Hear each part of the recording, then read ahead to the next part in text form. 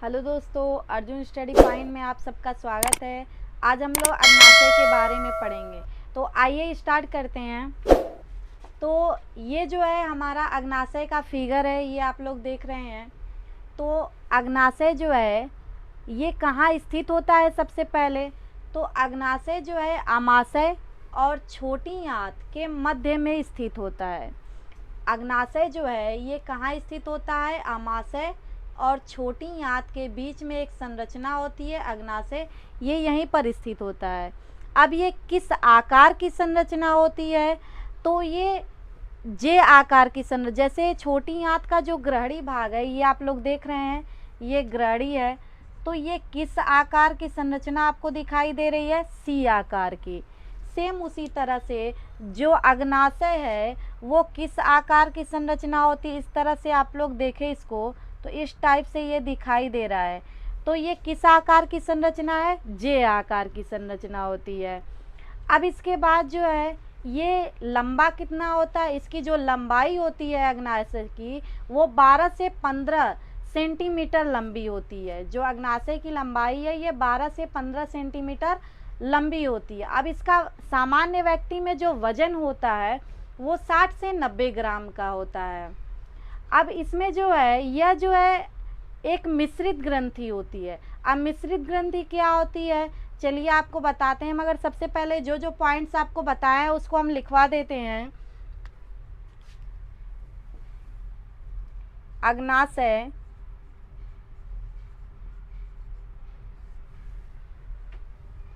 छोटी आंत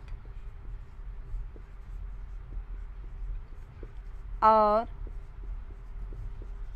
आमाशय के मध्य स्थित होता है। यह 12 से 15 सेंटीमीटर लंबा तथा जे आकार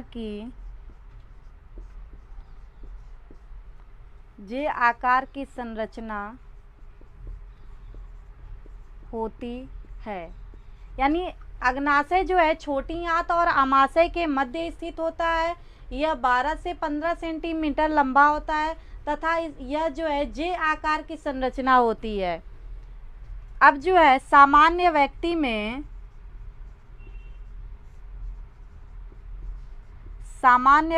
में इसका भार 60 से 90 ग्राम का होता है।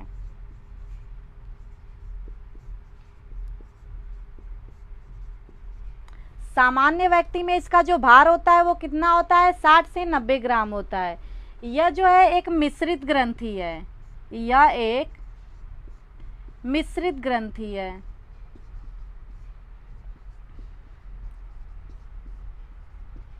अब मिश्रित ग्रंथि क्या होती है? तो हमने आपको पिछली वीडियो में यकृत वाले में आपको बताया था कि ग्रंथि क्या होती है। तो ग्रंथि दो तरह की होती है। एक होता है अंतःस्रावी ग्रंथि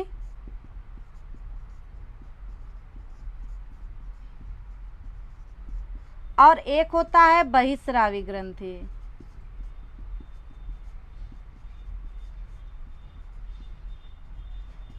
तो अंतःस्रावी ग्रंथि क्या होती है? जो अपने पदार्थों को सीधे ब्लड में छोड़ती है।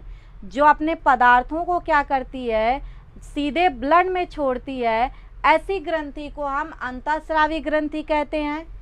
और ऐसी ग्रंथि जो अपने पदार्थों को नलिका के माध्यम से, डक्ट के माध्यम से छोड़ती है, ऐसी ग्रंथि को हम बहिस्रावी ग्रंथि कहते हैं। तो अग्नाशय के अंदर ये दोनों ही गुण उपस्थित होते हैं, यानी कि ये बहिस्रावी ग्रंथि भी है और अंतःस्रावी भी ग्रंथि है। इसलिए इसको मिश्रित ग्रंथि कहा जाता है। यानी कि जिस ग्रंथि के अंदर ये दोनों गुण उपस्थित होते हैं ऐसी ग्रंथि को हम मिश्रित ग्रंथि कहते हैं। तो इसमें जो है अग्नाशय किससे मिलकर बना होता है? तो अग्नाशय जो है छोटे छोटे पिंडकों से मिलकर बना होता है। इस तरह से आपको इसकी संरचना दिखा रहे हैं हम।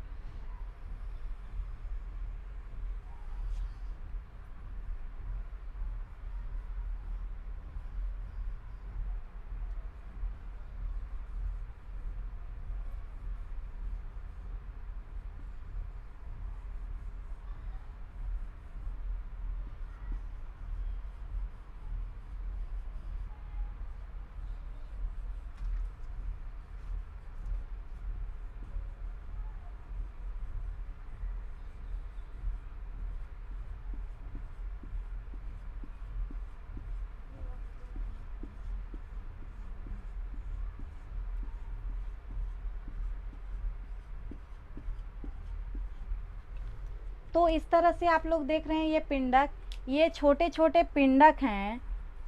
इस तरह से ये पूरा एक पिंडक है और इसी तरह से कई सारे पिंडकों से मिल करके अग्नाशय बना होता है। यानी इसी तरह छोटे छोटे पिंडकों से मिल करके अग्नाशय बना होता है। इसमें जो है एक लैंगरहंस की द्वीपिका स्थित होती है। यानी कि कई सारे पदार्थ मिल करके, यानी कई सारी कोशिकाएं मिल करके एक संरचना का निर्माण करती हैं, जिसे लैंगरहंस की द्वीपिका कहते हैं। तो ये आप लोग इस तरह की ये जो संरचना देख रहे हैं, इसको लैंगरहंस की द्वीपिका कहते हैं।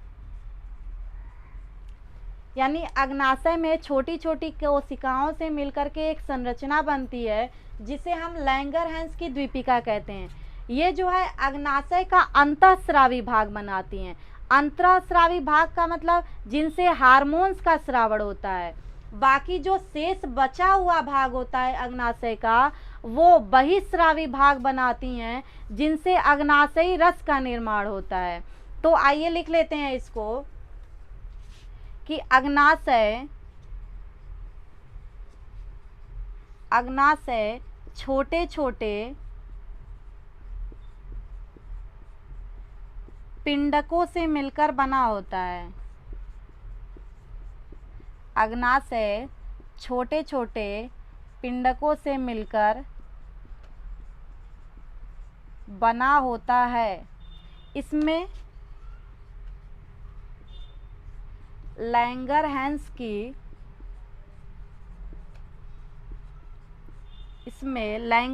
की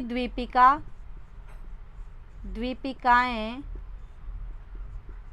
स्थित होती हैं। इसमें क्या स्थित होता है? लैंगरहंस की द्वीपिकाएं स्थित होती हैं। इस तरह की संरचना होती है जिसे लैंगरहंस की द्वीपिका कहते हैं। ये क्या करती हैं? यह जो है अग्नाशय का अंतःस्रावी भाग बनाती हैं। अग्नाशय का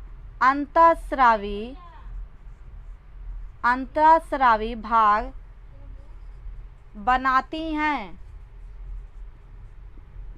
जिनसे हार्मोन्स का स्रावण होता है।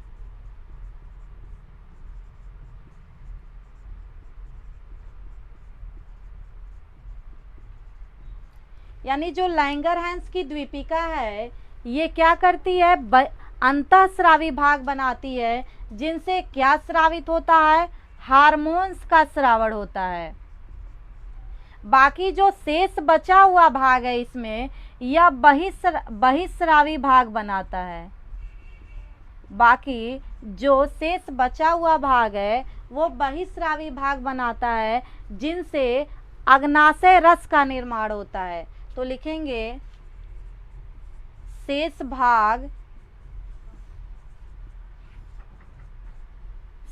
बहिस्रावी भाग बनाता है, जिनसे अग्नाशयी रस का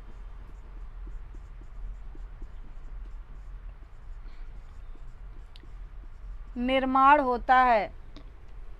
तो इसके बाद जो है एक और पॉइंट है इसके बारे में कि अग्नाशय जो है हमारे शरीर की दूसरी सबसे बड़ी ग्रंथि है।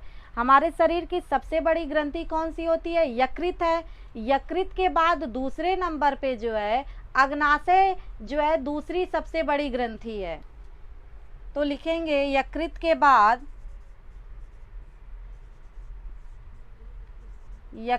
बाद शरीर की दूसरी सबसे बड़ी ग्रंथि अग्नाशय है। तो हम लोगों ने क्या क्या पढ़ा एक बार रिपीट कर लेते हैं, फिर उसके बाद आइए। तो सबसे पहले हम लोगों ने पढ़ा कि अग्नाशय स्थित कहाँ होता है। तो अग्नाशय अमाशय और छोटी आंत के मध्य में स्थित होता है। इसकी जो संरचना होती है ये किस आकार की होती है? जे आकार की संरचना है। और इसकी जो लंबाई होती है ये 12 से 15 सेंटीमीटर लंबा होता है। अब यह एक मिश्रित ग्रंथि है। मिश्रित ग्रंथि के अगर ग्रंथि के बारे में आप लोग नहीं जानते हैं तो हमारी पिछली वीडियो में ग्रंथि के बारे में हमने डिटेल से बताया, आप जा कर के वहाँ पर देख सकते हैं। तो यह एक मिश्रित ग्रंथि है। ये क्या होता है? यानी कि जिसमें अंतःस्रावी ग्रंथि का और बहिःस्रावी ग्रंथि दोनों का गुण होता है, ऐसी ग्रंथि को हम मिश्रित ग्रंथि कहते हैं। अब जो है यह जो है छोटे छोटे पिंडकों से मिलकर बना होता है और इसका वजन कितना होता है? 60 से 90 ग्राम होता है। इसमें लैंगरहैंस की द्वीपिका स्थित होती है जो अंतःस्रावी भाग बनाती है जिनसे हार्मोन्स का स्रावण होता है, और इस बाकी जो शेष बचा हुआ भाग है ये बहिःस्रावी भाग बनाता है जिनसे अग्नाशयी रस का निर्माण होता है। तो अगर आपको हमारी वीडियो अच्छी लगे तो हमारी वीडियो को लाइक करिए, सब्सक्राइब करिए और ज़्यादा से ज़्यादा कमेंट करिए। अब जो है अग्नाशय के कार्य के बारे में हम लोग नेक्स्ट वीडियो में पढ़ेंगे।